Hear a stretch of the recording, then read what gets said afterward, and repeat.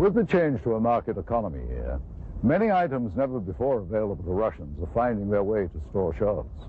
Some point to this as evidence of a new prosperity. Others claim that this only fosters greed, not seen during the Soviet era. They say that everything is for sale in the new Russia, including state secrets and the spies who kept them.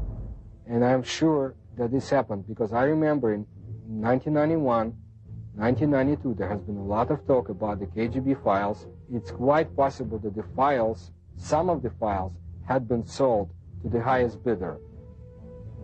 What is now modern-day Russia was once the core republic of the Soviet Union.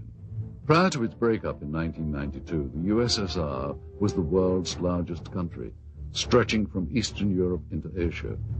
In addition, the USSR had direct control over the Eastern European countries of Romania, Bulgaria, Hungary, Czechoslovakia, Poland, and East Germany. The boundary of these countries was for years referred to as the Iron Curtain. For decades, its military power influenced events throughout the globe. The single most important event in Russian history was the Revolution of 1917. The Bolsheviks changed the country from a monarchy to the world's first communist state.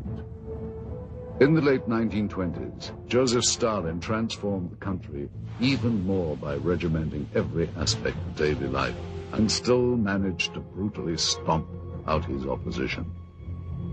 While the USSR was allied with the West during World War II, the years after the war ushered in an era of mistrust that came to be known as the Cold War.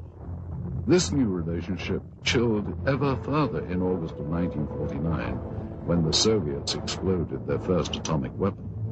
The Western powers, including the United States, viewed the USSR as the world's greatest threat. In its ongoing competition with the West, Russia's greatest victory occurred in 1957 under the leadership of Nikita Khrushchev. It was the beginning of the space age. As the first nation into space, it's not surprising that in the years to follow, the Soviets would become increasingly curious about extraterrestrial life existing in our galaxy. Despite their early victory in the space race, back at home, the standard of living and the country's lagging economy weighed heavy on the minds of the Soviet citizens. Under Soviet President Mikhail Gorbachev in the 1980s, the terms glasnost and perestroika came to represent a period of humanist reform. The first truly democratic elections in Russia's history occurred in 1991. After 70 years of Soviet rule, the USSR was dissolved. A new market economy has emerged along with more freedom for the people. While there are some who yearn for a return to communism, most citizens feel that the new Russian democracy has been a vast improvement to their daily lives. But with these positive changes come problems. In a recent news survey in Russia, citizens were asked the question, who controls Russia today? An astounding 23% responded the mafia. Renowned Russian writer and Nobel laureate Alexander Solzhenitsyn wrote, Russia's economic chaos is the result of merely criminal reforms that have created a new class of mafia capitalists.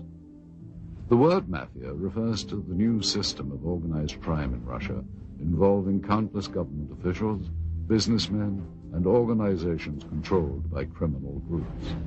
Resistance to extortion attempts has resulted in violence. Kidnappings, assassinations, attacks on family members, or harsh persecution by corrupt government officials are being documented.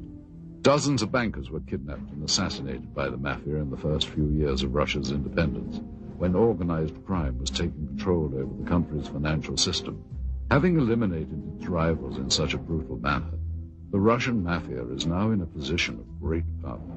What the future holds for the Russian Republic is uncertain. What is certain is that in the next Russian elections in the year 2000, the interests of big business and those with money will be well represented, and undoubtedly so will organized crime. Mafiocracy, as it has been called, might become the totalitarianism of the new millennium.